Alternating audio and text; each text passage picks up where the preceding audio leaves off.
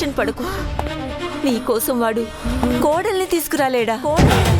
పెళ్లి చేసుకునే పనికి మనలోడు ఎవర్రా?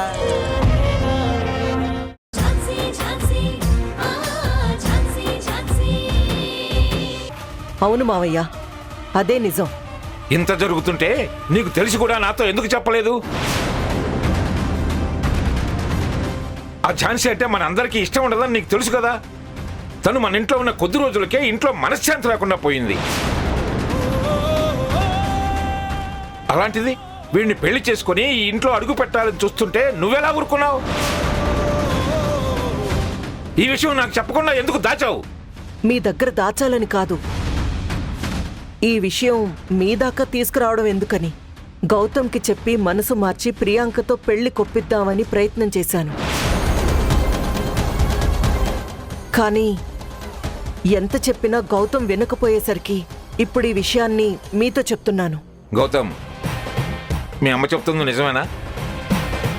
నువ్వు నిజంగానే ఝాన్సీని ఎప్పటికీ ప్రేమిస్తున్నావా?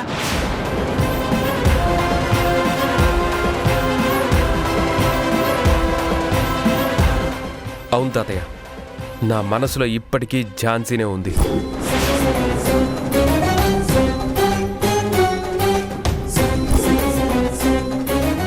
గౌతమ్,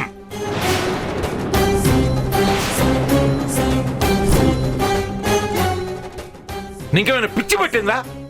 ఆ ఝాన్సీని ప్రేమించడం ఏంట్రా? తను మన ఇంటికి బద్ధ శత్రువు అని తెలుసు. అసలు తన పేరు విన్నా గానీ, తనను తలుచుకున్నా గానీ నా ఒళ్ళంతా తేళ్లు జరులు పాకినట్టుంటుంది. అలాంటిది నువ్వు తనను ప్రేమిస్తున్నావు అంటే ఇంకెలా ఉంటుందో ఊహించుకో.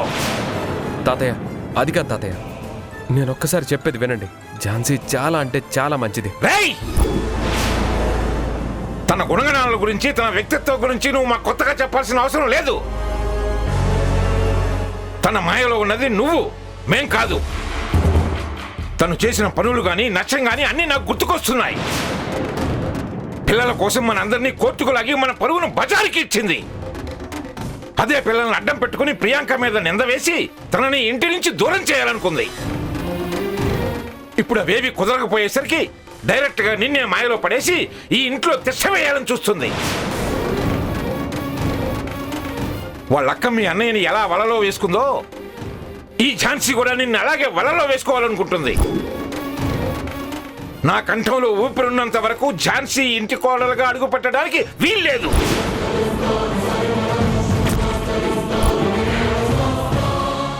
తాతయ్య ప్లీజ్, మీరు ఝాన్సీ గురించి అలా మాట్లాడకండి.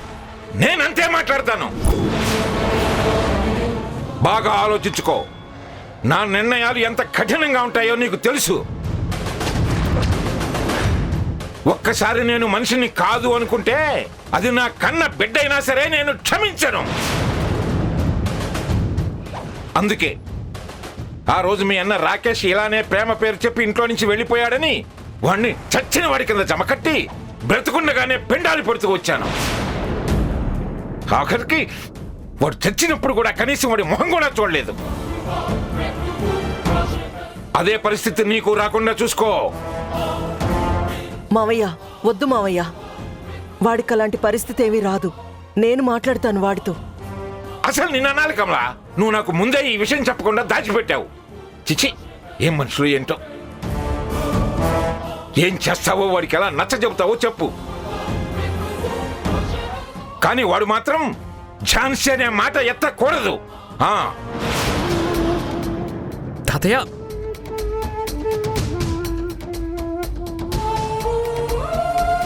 అమ్మా, తాతయ్యతో నువ్వైనా ఒకసారి మాట్లాడు. ఈ ఎంగేజ్మెంట్ని ఎలాగైనా సరే ఆపమ్మా. నా బాధను అర్థం చేసుకో. నువ్వేం మాట్లాడుతున్నావురా? నువ్వే చూసావుగా మీ తాత ఎలా హెచ్చరించాడో. నిన్ను మార్చమని ఆయన నాకు చెప్తే ఆయన్ని కన్విన్స్ చేయమని నువ్వు నాకు చెప్తున్నావా? అది కాదమ్మా. గౌతమ్, నువ్వింకేం మాట్లాడకు. రేపు ప్రియాంకతో మనింట్లోనే నీ ఎంగేజ్మెంట్. అమ్మా, నువ్వు నాకు మాట ఇచ్చావు. ఝాన్సీని తీసుకొచ్చి నీ ముందు నన్ను ప్రేమిస్తున్నానని తనతో చెప్పిస్తే ఈ ఎంగేజ్మెంట్ని నువ్వే ఆపేస్తానన్నావు. ఇప్పటికీ ఆ మాట మీదే కట్టుబడి ఉన్నావా? ఉన్నాను. తీసుకొచ్చి చెప్పించు. నీకిచ్చిన మాట ప్రకారం ఈ ఎంగేజ్మెంట్ని నేను ఆపేస్తాను. సరే అయితే రేపే తనతో చెప్పిస్తాను.